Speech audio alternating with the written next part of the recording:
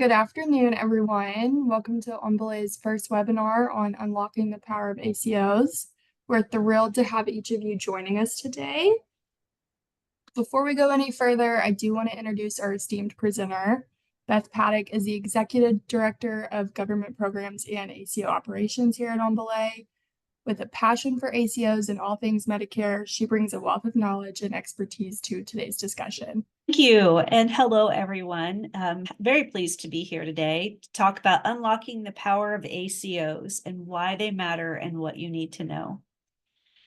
Very quickly, just share a little bit about Enbelay so that you have a little background about our company, and that we are a national management services organization. As you can see from the map, we've got practices throughout the nation, and we're involved in multiple ACOs.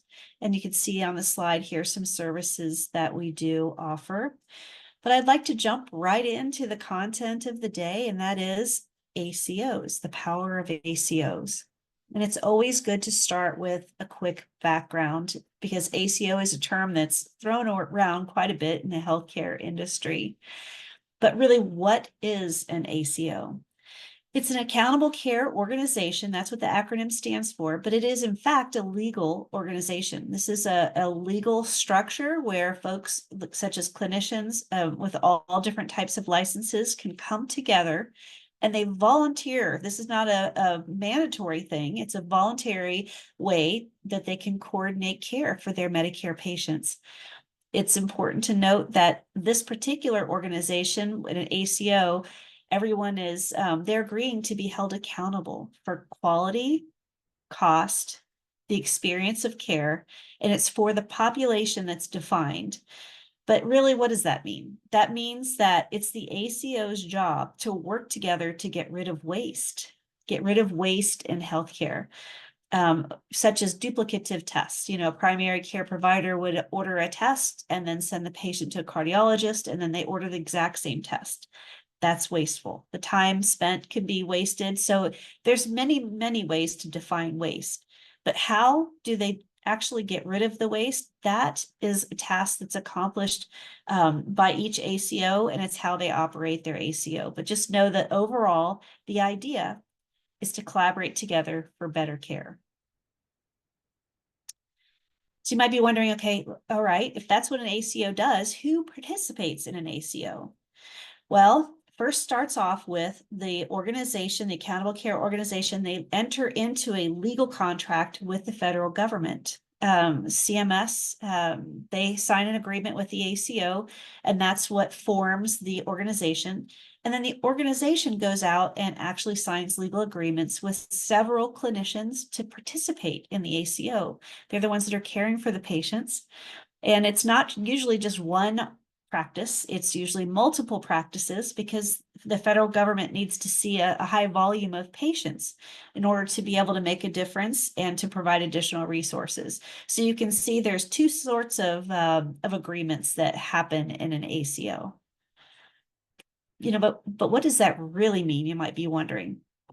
Well, once this organization is established, once there are participants, then the federal government, CMS, will then provide resources.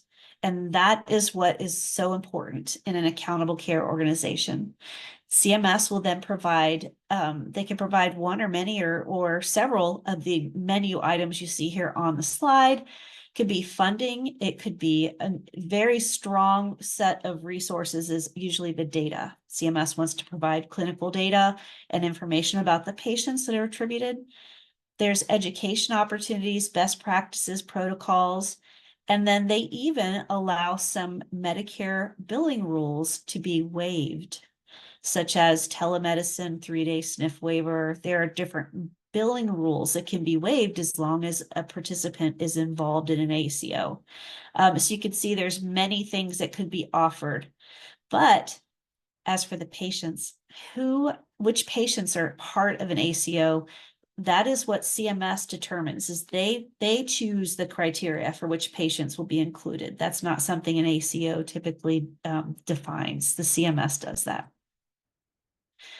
Okay, but what does that mean for clinicians? That might be on your mind.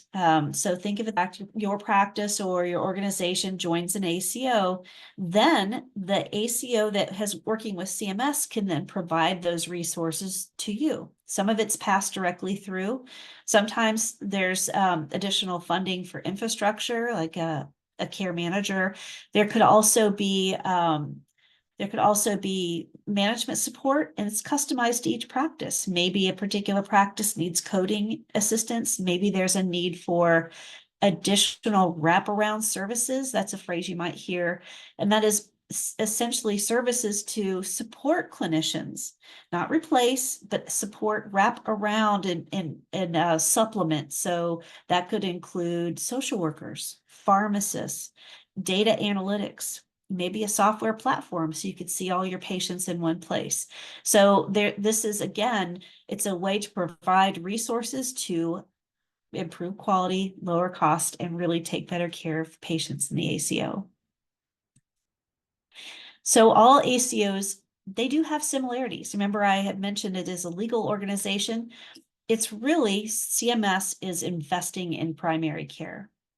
They've made lots of rules to support this. In other words, primary care clinicians, they have to have a majority vote on a board. They have to be involved in leadership. And then CMS is going to provide as much data as possible so that the ACO can take care of the patients. But the overall goal, like we've mentioned, is provide high value care, lower the cost, keep quality high.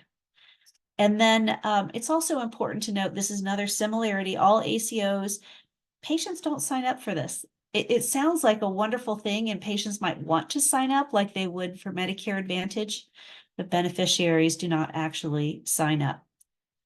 They're assigned to the ACO based upon the primary care provider's choice. If the clinician joins the ACO, then their established patients then are part of the ACO. So that's another similarity you'll see. But if you've seen one ACO, you've seen one ACO. There are differences. You might have a colleague that is in Medicare Shared Savings. That's a common ACO, and then another colleague down the street that's also in Medicare Shared Savings. But they tell different stories. They receive different resources because that ACO, the organization that's contracted with CMS, may make some different choices. An example is, how does specialty care participate in the model? Sometimes you have specialists that collaborate and sometimes not. Shared savings, that's another place where it may differ. And then how much of that shared savings is distributed to clinicians? And then how are charges handled? So there are several differences. This is just a few, but it's always good to ask questions if you're thinking of collaborating with an ACO. But let's actually talk a little bit more about the one difference, and that is the shared savings. You might have heard of the phrase shared savings. That is very common because all Medicare ACOs have this, and they have a potential of upside. You might be wondering, what does that mean? So a goal is set, and that is, you'll hear it be called a benchmark, and that is the goal for the year that CMS will provide to the ACO, and that is your goal or your budget for each patient. And that is calculated based upon last year's medical costs. So in other words, if you're trying to reduce costs year over year, you have to have a goal or a starting point. If your goal is met and the expenses for that patient for the year is at that value or less, then that means your goal is met, and then CMS will pay the ACO. That is called upside. So, but what if the goal is not met? What if the expenses actually went up?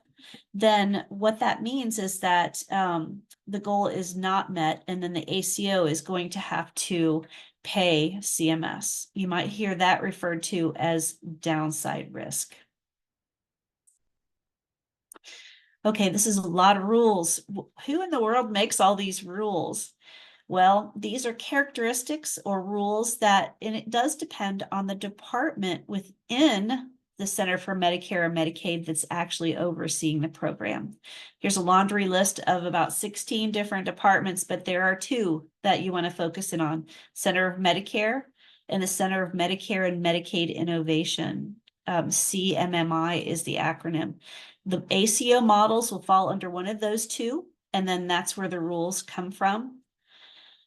CMMI is the Innovation Center. Think of it as the research and development arm of CMS, and they come out with certain models. You might have heard of ACO Reach. So what this organization does is they create these rules and they test them. So rules are not public and they're only circulated to participants. Unlike the right side of this slide, Center for Medicare, this is the department that has over a decade of experience, where rules are actually outlined in the Code of Federal Regulations. Anyone can Google them and see all the rules. And so this is a more standard or commonly known ACO is Medicare Shared Savings, or MSSP, and it's run out of this department. So there are different departments and different rules, but which one do you want to really pay close attention to? I'd like to highlight this, is that the CMMI department, that is the area. They are responsible for shaping the future of traditional Medicare, the Medicare that we all know. And the reason why they're shaping it is because they have set some bold goals. They released a strategic plan, and it has 5 different pillars. The visual is right there on the slide. I'm going to call your attention to the first one, and this is driving accountable care. 100% of Medicare patients will be in a care relationship with accountability for quality and total cost of care by 2030. Who sets a goal with 100%? Well, CMMI did, and they're saying for sure that by the year 2030, what this means is that every Medicare patient is going to see a clinician who's responsible for cost. Not just quality, but also cost. That is a very bold goal. It's not 99%, it's 100%. And that year 2030, that is right around the corner. It's coming fast. So what you want to think about is this. If everybody is going to be working on having the accountability for cost and quality by 2030, we all have to be making some changes now. And CMS they've created this glide path to value-based care. They want everybody to be on the right side of this slide. When I say everybody, all clinicians, primary care, and specialists, because they're all taking care of traditional Medicare patients, to be able to manage a population of patients, to be able to manage the cost of care, manage quality, and make sure the patients get the best possible care and reduce the amount of waste. But CMS has to set up models and programs to meet clinicians where they are. On the far left of this is the fee for service. That's where we've been for many, many years. And then there's several steps in between that help clinicians get to that top of the box there where it's global payment. Because each of these steps offers an additional model or an additional way to help a practice or a clinician get to value-based care. Could be pay for performance, like paying for a set populations to do quality measures, have their mammograms, have their annual wellness visits, and it can go all the way up to shared savings. So models are being introduced for each of these boxes. Here, and I'll show you on this next slide where all of the ACOs currently sit. ACO Reach is at the top there, and that is an innovation model. And then followed by the Medicare Shared Savings, that they're in the shared risks, shared savings area. And then some newer models here in gray that are being introduced, because CMS wants to meet clinicians where they are on their glide path to value-based care, because 2030 is around the corner. That was a lot, but just wanted to wrap up here with just 2 last slides. One is harnessing the power of ACOs. In general, ACOs do provide that greater collaboration. There are some freedom and flexibilities with the waivers and various program elements. There's definitely more data, more insights, and definitely more resources. And it is a way to prepare for the very near future. So in other words, value-based care is here to stay. 2030 is going to be an important year when we hit that 100% goal that CMMI has set for the nation. So as you think about your organization, here is a list of questions you might wish to ask yourself. Is that, are you ready? And if you're ready for what's coming, do you have a clinician or someone in your organization who could champion to share insights and lead that change? And of course, if you're looking to consider another ACO or an ACO in your area, what type of support could they provide your practice or your organization? What do you need? Does that cost anything? And of course, understand the upside downside, because every ACO has their own approach. So lots to think about and excited about what the future holds. Coming very soon. If you have questions, please feel free to put them into the chat, and we will answer those questions and possibly have a conversation about this in our next webinar, which look for the registration link coming soon on May 16th is when we will hold that. And thank you so much for your time. Thanks, Beth, and thank you all for joining us today. As Beth said, we will answer any questions next time.